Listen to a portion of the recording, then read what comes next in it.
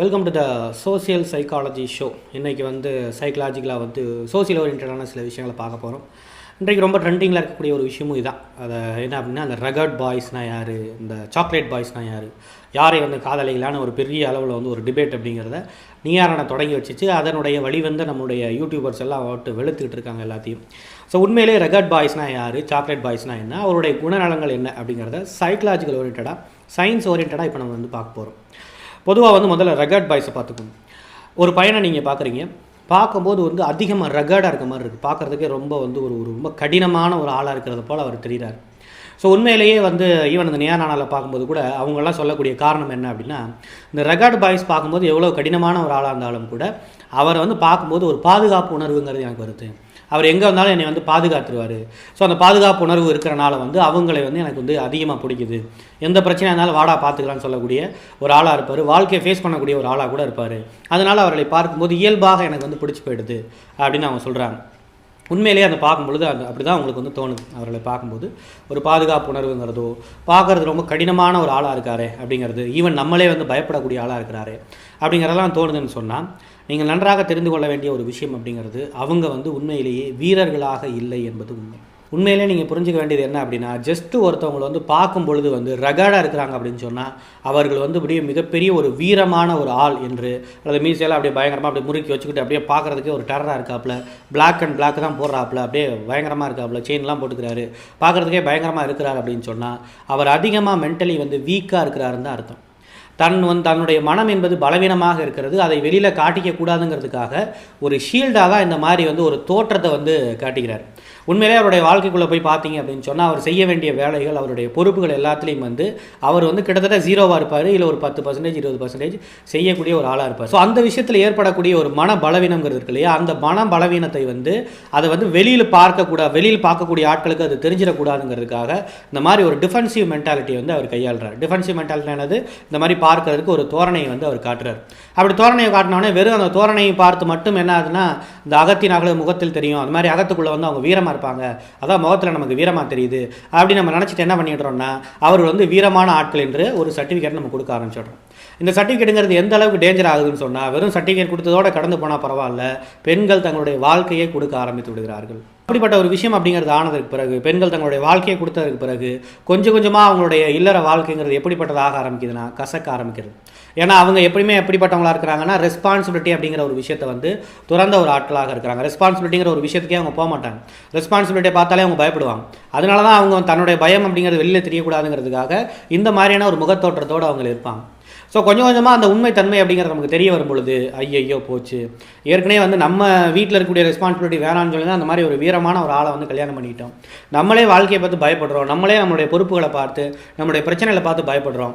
அதனால தான் இவரை நம்ம கல்யாணம் பண்ணிட்டோம். இப்போ இவரே நம்மளோட ஒரு பயந்தாங்குடியாக இருக்காரு, வெளியில் பார்க்குறது தான் இப்படிப்பட்ட ஒரு ஆளாக இருக்கிறாரு அப்படின்னு சொல்லிட்டு மனம் நொந்து போகக்கூடிய எத்தனையோ ஆட்கள் எத்தனையோ பெண்கள் என்பவர்கள் இருக்கிறார். இப்படித்தான் ஒரு ரகட் பாய்ஸை கல்யாணம் செய்யக்கூடிய, பார்க்கறதுக்கே முரட்டுத்தனமாக இருக்கக்கூடிய ஆட்களை திருமணம் செய்யக்கூடிய, அவர்களை காதலிக்கக்கூடியவருடைய வாழ்க்கை என்பது 80% என்பது இப்படித்தான் போகிறது. ஒரு பக்கம் டிஃபென்சிவ் மென்டாலிட்டி தன்னை தோரணமாக காட்டிக்கணுங்கிறதுக்காக இது செய்தாலும், அதே போல் அவருடைய பழக்க வழக்கங்களும் தன்னை தோரணையாக காட்டிக்கணுங்கிறதுக்காக அவருடைய பழக்க வழக்கங்கள் எப்படிப்பட்டதாக இருக்குதுன்னா, அதிகமாக தண்ணி அடிக்கிறது, கட்ட பஞ்சாயத்துகள் செய்கிறது, இந்த மாதிரியான ஒரு பழக்கத்திற்கு உட்பட்ட ஒரு ஆளாக மாறுகிறார்கள். அப்படி மாறும் பொழுது ஆட்டோமேட்டிக்காக என்ன பண்ணுறாங்க அப்படின்னா, அந்த சமுதாயத்தில் இருக்கக்கூடிய சீரழிவுகளுக்கு சில நேரங்களில் நேரடியாகவோ மறைமுகமாகவோ அவர்கள் காரணமாக மாறிடுறாங்க. அப்படி மாறும்பொழுது ஆட்டோமேட்டிக்காக என்ன ஆகுதுன்னு சொன்னால், இந்த சமுதாயத்தை நலனாக வைத்திருக்கணும், இந்த சமுதாயத்தை பப்ளிக் ஹெல்த் அப்படிங்கிறது நல்லா இருக்கும்னு நினைக்கக்கூடிய காவல்துறை அதிகாரிகளால் இவர்கள் என்ன பண்ணப்படுறாங்க அப்படின்னு சொன்னால், சிறைக்கு செல்கின்ற அளவிற்கு ஆக்கப்படுகிறார்கள். இவர்கள் மீது வழக்கப்படுகின்ற அளவிற்கு ஒரு விஷயங்கள் என்பது அவருடைய வாழ்க்கையில் நடந்து போகுது. அப்போ சொசைட்டியை பொறுத்த வரைக்கும் வழக்குகளை சந்திக்கக்கூடிய ஒரு ஆளாக, ஒரு குற்றவாளியாக மாறிடுறாரு. பொறுப்பாளியாக இருக்கிறார் அப்படின்னு சொன்னால், வாழ்க்கையை பொறுத்த வரைக்கும் பொறுப்புகளை கட்டு அஞ்சக்கூடிய ஒரு ஆளாக, ஒரு மனதளவில் ஒரு பலவீனமாக, பர்சனலாக ஒரு பலவீனமான ஒரு ஆளாக மாறுறாரு. அப்போ இந்த மாதிரியான எல்லா விதமான விஷயமும் கடைசியாக எங்கே நிற்கும்னு சொன்னால், ஆட்டோமேட்டிக்காக இந்த விஷயத்தெல்லாம் அவர்கள் தாங்கிக்க முடியாமல் தன்னை பெரிய ஆளுங்கிறது காட்டிக்கணும் அப்படிங்கிறதுக்காக, சமுதாயத்து அடிப்படையிலும் பெரிய ஆள் காட்டிக்க முடியல, ஏன்னா வழக்குகள்லாம் ஆகி போயிடுச்சு. இந்த மாதிரி தோரண அடிப்படையிலும் பெரிய ஆளை காட்டிக்க முடியல, ஏன்னா இப்போ பல ஆட்கள் நம்ப ஆரம்பிக்கிறது இல்லை, ஏன்னா வழக்குகள் அதிகமாச்சு, நம்மளை தேட ஆரம்பித்த உடனே தோரணையிலையும் பெரிய ஆளாக காட்டிக்க முடியல. அப்போ கடைசி என்ன பண்ண ஆரம்பிச்சிடுறாங்க, வீட்டில் தன்னை பெரிய ஆளாக காட்டிக்கணும்னு சொல்லிட்டு பொண்டாட்டியை போட்டு அடிக்க ஆரம்பிச்சிடுறாங்க. ஸோ கடைசியாக ஒரு அப்பாவி பெண் இவர் வந்து நம்மளை காப்பாற்றுவார் அப்படின்னு நினச்சக்கூடிய அப்பாவி பெண்ணுக்கு கடைசியாக கிடைக்கக்கூடிய பரிசு அப்படிங்கிறது எது அப்படின்னா அடியும் உதையும் தான். அந்த கொடுமை தான் டொமஸ்டிக் வயலன்ஸ்னு சொல்லக்கூடிய குடும்பத்தில் நடக்கக்கூடிய ஒரு கொடுமை தான். இதை பல பேர் வந்து வெளியில் சொல்லாமல் நாம் தேர்ந்தெடுத்து கொண்ட வாழ்க்கை தான் அப்படின்னு சொல்லிட்டு நினச்சிக்கிட்டு பல பேர் வெளியில் சொல்லாமல் முழுக்க அவர்களே மூழ்கி போகிறாங்க ஒரு ஆட்கள். இன்னொரு ஆட்கள் இதையே நம்ம பயன்படுத்திக்கிட்டு இதையே வந்து ஒரு இதே மாதிரி நம்மளும் ஒரு தோரணையாக வந்து நடிக்க ஆரம்பிச்சிடோம்னு சொல்லிட்டு இந்த சமுதாயத்துக்கு முன்னாடி வந்து அவர்களும் ஒரு தோரணையாக ஒரு மிகப்பெரிய ஒரு வாழ்க்கையை வாழ்வதாக அவர்களும் தோரணையாக வந்து நடிக்க ஆரம்பிச்சிடுறாங்க. கடைசியாக தன்னைத்தானே ஏமாற்றி கொள்ளக்கூடிய ஒரு ஏமாளியாகத்தான் போகிறார்கள் இவர்கள் இல்லையா. ஸோ ரகட் பாய்ஸை வந்து திருமணம் செய்துக்கணும்னு நினச்சிருந்தா இதான் நடக்கும். சரி, ஓகே, இப்படி இருக்குது. சரி, சாக்லேட் பாய்ஸுக்கு போவோம். சாக்லேட் பாய்ஸ் பார்க்குறதுக்கே ரொம்ப சாஃப்டான ஆட்கள் இல்லையா. ஸோ அவங்க வந்து பார்த்தவொடனே வந்து ரொம்ப சாஃப்டாக இருக்காங்க அப்படின்னா சிலர் வந்து உண்மையிலே இப்போ அந்த டிபேட்டில் வந்து சொன்ன ஒரு விஷயம் என்னென்னா இவங்கெல்லாம் பிரச்சனையை கண்டு விலகி போகக்கூடிய ஒரு ஆட்கள் அப்படின்னு. பிரச்சனையை கண்டு 2 பேர் வந்து விலகி போவாங்க. நீங்கள் நல்லா புரிஞ்சிக்க வேண்டியது ஒன்று வந்து இந்த சாக்லேட் பாய்ஸ்லேயே 2 வகைகள் இருக்காங்க. நீங்கள் முக்கியமாக புரிஞ்சுக்கணும். ஒன்று வந்து ஏன் விலகி போகிறாங்க அப்படின்னா அவர்கள் சமயோஜித புத்தியாக ரொம்ப சரியான ஒரு முடிவெடுத்து விலகி போவாங்க. எப்படி அப்படின்னு சொன்னால் இந்த பிரச்சனையில் இப்போ நம்ம இன்வால்வ் ஆனோன்னு சொன்னால் ஆட்டோமேட்டிக்காக என்ன ஆகும் அப்படின்னா இந்த பிரச்சனைங்கிறது அடுத்தடுத்த கடத்துக்கு போக ஆரம்பிக்கும். கடைசியாக நமக்கு தான் அவமானம் அப்படிங்கிறது, கடைசியாக நமக்கு தான் இழப்பு அப்படிங்கிறது ஏற்படும். இது ஒரு வேளை போலீஸ் ஸ்டேஷன் வரைக்கும் போயிடுச்சு அப்படின்னு சொன்னால் கண்டிப்பாக நாம் பார்க்கக்கூடிய ஒரு வேலைக்கோ நம்மளுடைய வாழ்க்கைக்கோ ஒரு பெரிய ஆபத்தாக முடியும் அப்படிங்கிற ஒரு உண்மையை புரிஞ்சுக்கிட்டவங்க விலகி போவாங்க. இன்னொரு ஆட்கள் இந்த உண்மையெல்லாம் அவங்களுக்கு தெரியாது. இன்னொரு ஆட்கள் எப்படின்னா இயல்பாக அவர்கள் அதீத பயம் கொண்டவர்களாக இருப்பாங்க. அந்த பயத்தை பொறுத்த வரைக்கும் எப்படி தோரணை பாய்ஸ் இருக்காங்களே, அந்த ரகாடு பாய்ஸ் இருக்காங்கல்ல, இவங்க எப்படி தன்னுடைய பயத்தை மறைக்கிறதுக்கு இந்த மாதிரிலாம் செய்கிறாங்களோ இவங்களுக்கு அதை செய்கிறதுக்கும் அவங்களால முடியாது. அவங்க சாக்லேட் பாயாக தான் இருப்பாங்க. அவங்க எப்படின்னா அவங்கள பொறுத்த வரைக்கும் இந்த மாதிரி ஒரு தோரணையை வந்து அவங்க காட்டிக்கிறதுக்கு அவங்களால முடியாது. அப்போ ஆட்டோமேட்டிக்காக அவங்க என்ன ஆகுறாங்கன்னு சொன்னால் பயந்து பிரச்சனையிலேருந்து விலகி ஓடி கடைசியாக என்ன ஆகுறாங்க அப்படின்னு சொன்னால் வாழ்க்கையில் மிகப்பெரிய ஒரு தோல்வி ஏற்படக்கூடிய ஒரு ஆளாக மாறுகிறாங்க. அப்போ ரகட் பாய்ஸ் இப்படி இருக்கிறாங்க. சாக்லேட் பாய்ஸை பொறுத்த வரைக்கும் ஒரு வகையினர்கள் வந்து இப்படி இருக்கிறாங்க. அப்போ யார் தான் சார் நம்ம திருமணம் செய்கிறது? எப்படி ஒரு சரியான ஒரு ஆளை நாம் தேர்ந்தெடுப்பது? நம்மளுடைய ஒரு ரிலேஷன்ஷிப்பில் வரணும் அப்படின்னு சொன்னால் ஈவன் வந்து ஒரு நண்பர்களை தேர்ந்தெடுக்க இருந்தால் கூட எப்படிப்பட்ட ஒரு ஆளை தேர்ந்தெடுக்கணும்னு சொன்னால் ரொம்ப பார்ப்பதற்கு யதார்த்தமாக இருக்கக்கூடிய ஒரு ஆட்களை நீங்கள் தேர்ந்தெடுங்க. அவங்க பார்க்குறதுக்கு ரொம்ப யதார்த்தமாக இருப்பாங்க. ஆனால் அவங்களுடைய வாழ்க்கையை வந்து நீங்கள் கொஞ்சம் உள்ளே போய் பார்த்தீங்க அப்படின்னு சொன்னால் எல்லாத்துலேயுமே பர்ஃபெக்டாக இருப்பாங்க.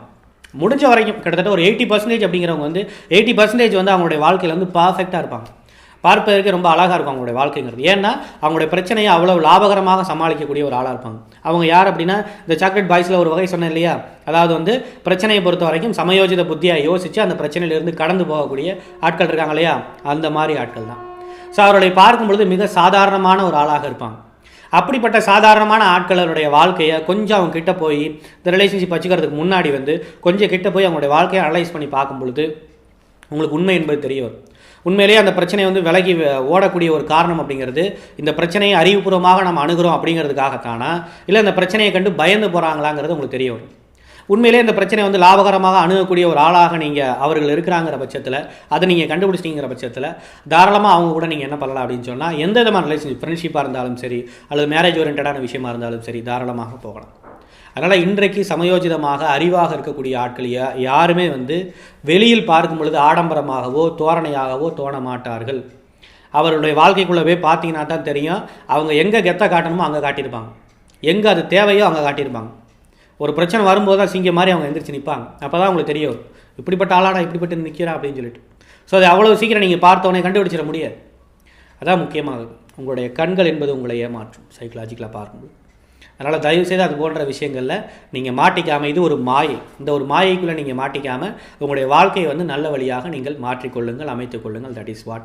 ஈவன் ஒரு ஃப்ரெண்ட்ஷிப் முதற்கொண்டு இந்த மாதிரியான இந்த 2 வகையில் இந்த எக்ஸ்ட்ரீமிஸ்ட் சொன்னேன் இல்லையா, இந்த 2 எக்ஸ்ட்ரீமிஸ்ட் கூடயும் வந்து ஒரு ஃப்ரெண்ட்ஷிப் கூட நீங்கள் வைத்துக்கொள்ளாமல் இருப்பது மிகவும் நல்லது. அவர்களுடைய உங்களுடைய வாழ்க்கையிலிருந்து இருந்தாங்கன்னு சொன்னால் அப்புறப்படுத்த வேண்டியது, அவர்களை மேக்ஸிமம் அவங்கள்ட்ட கான்டாக்ட் வச்சுக்காமல் இருக்கிறது ரொம்ப நல்லது. ஒருவேளை கான்டாக்ட் வச்சுக்கணுங்கிற அவசியம் இருந்தாலும் கூட நாம் வந்து என்னப்பா ஏதுப்பாங்கிற மாதிரி அதோட ஒரு லிமிட்டேஷனோட ஒரு கான்டாக்ட் வச்சுக்கிறதுங்கிறது ரொம்ப முக்கியம் அப்படிங்கிறது தெரிஞ்சுக்கங்க. That is what. ஸோ இந்த மாதிரி நிறைய விதமான சைக்கலாஜிக்கல் ஓரியன்டான வீடியோஸ் அப்படிங்கிற நம்ம இதில் பண்ணிகிட்டு இருக்கோம். ஸோ மேலும் இது மாதிரியான சம்பவத்திலலாம் மாட்டி நான் மிகப்பெரிய ஒரு மன உளைச்சல் இருக்கேன், எனக்கு கவுன்சிலிங் அப்படிங்கிறது தேவைப்படுதுன்னு சொன்னால் தாராளமாக ஆன்லைன் வந்து ஒரு ஃப்ரீ கவுன்சிலிங் 1 hour செக்ஷன் அப்படிங்கிறது உங்களுக்காக நாங்கள் ரெடி பண்ணி தரதுக்கு நாங்கள் எப்பொழுதும் தயாராக இருக்கிறோம். இதான் எங்களுடைய நம்பர், தாராளமாக நீங்கள் கான்டாக்ட் பண்ணலாம். That is what. Thank you so much. Your Rajkumar Pandian from the human expert Tamil YouTube channel. That is what.